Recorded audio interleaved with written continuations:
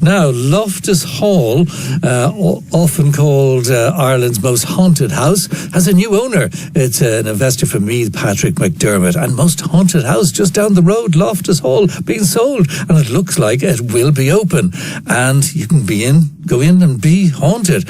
How does all that work? Anthony Kerrigan is a paranormal investigator at GhostÉire. Hello to you, Anthony. Dear Declan. Hi, everyone, East Coast Radio. Yep, you're very welcome. What's a paranormal investigator? Do you go around looking for ghosts and spirits and people like that? Well, we do go into the kind of subject of survival, life after death, but we also go into the psychical aspect of it, so psychological and physiological effects and environmental factors.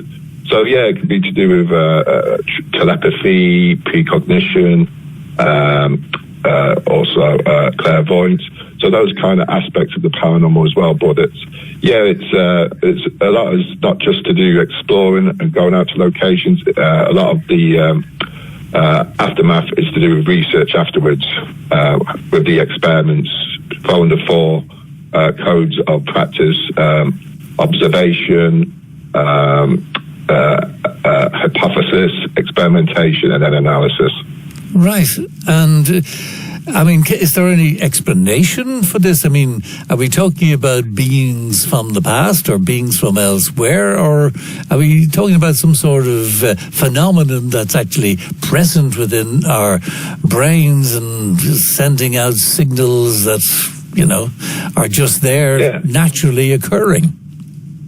Yeah, it's an interesting subject. We're still exploring ourselves there. We're trying to define what a ghost is. It's quite difficult, but it could be our brains, sending out like a radar, getting information from what's around us there, from what has happened in the past, maybe in the present as well, maybe in the future. There's some aspects of phenomena that's with hauntings, that there's people, witness close ones, who have supposedly not died, but not long afterwards have, in warfare and all that. So there's been documents of that in the past.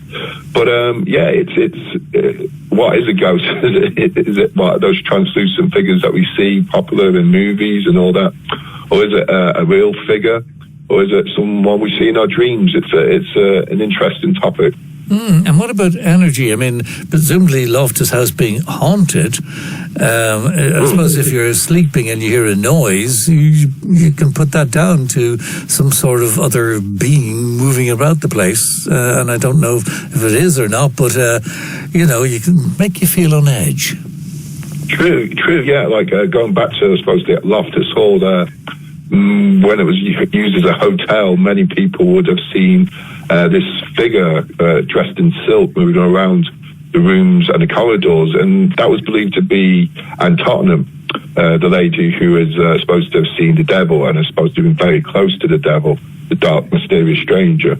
But yes, people have seen maybe in a hypercombic and hypercogic state, half in sleep and awake, seen these kind of apparitions. Now, maybe we're not alert to the surroundings at that time. Our body is in a half sleep, half awake state, so it's reacting completely different.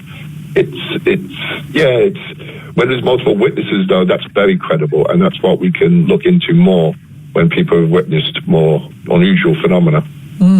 Where can people find GhostÉire, Anthony?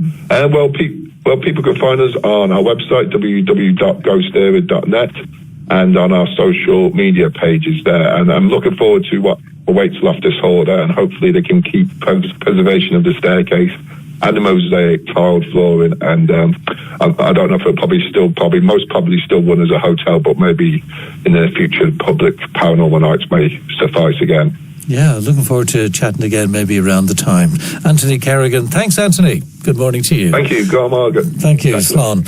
And that there is Anthony Kerrigan from GhostÉire.